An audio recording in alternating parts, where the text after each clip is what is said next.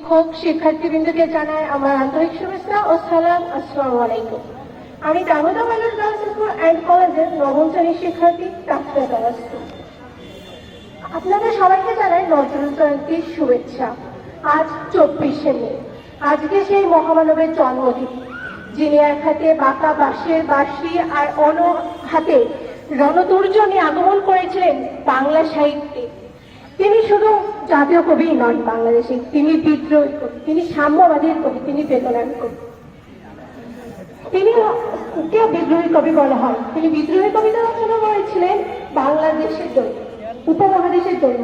যখন এদেশ শাসক গোষ্ঠীর দ্বারা নিপীড়িত হচ্ছিল, যখন সাধারণ মানুষ শোষিত হচ্ছিল, তখন তিনি তার প্রণব হাতে গর্জে উঠেছিলেন, রচনা করেছিলেন তার অমর কীর্তি বিদ্রোহী কবিতা।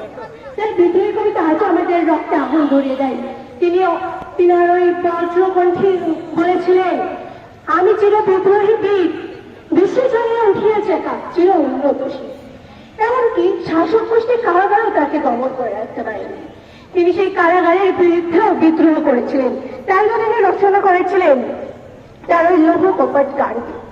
তিনাকে সাম্যবাদী কবি বলা হয়, কারণ তিনি মানুষের মধ্যে ভেদাভেদ করতেন না। আজ এই পৃথিবী যখন ধর্ম, গোত্র, বর্ণের এত ভেদাভেদ, সামাজিক এত বঞ্চনা, তখন তার প্রাসঙ্গিকতাই সবচেয়ে বেশি। কারণ তিনি মনে করতেন মানুষের চেয়ে বড় কিছু নেই, সে যে ধর্মেরই হোক না কেন। তাই তো তিনি নিজ কণ্ঠে গিয়েছেন সাম্যবাদী গান, গাই সাম্যের গান, মানুষের চেয়ে বড় কিছু নাই, নাহি মহিয়ান। আজ তার এই জয়ন্তীতে, তার 127তম জন্মদিন আমরা সবাই হাজির হয়েছি, শুধু তাকে স্মরণ করার জন্য নয়, তার আদর্শকে বুকে ধারণ করার জন্য, তার দেখানো পথে চলার জন্য।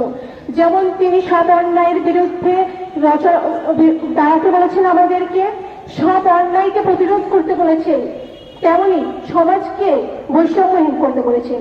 তার দেখানো আদর্শই আমাদের চলা উচিত, তার আদর্শকে বুকে ধারণ করে আমাদের এই জীবন ধারণ করা উচিত।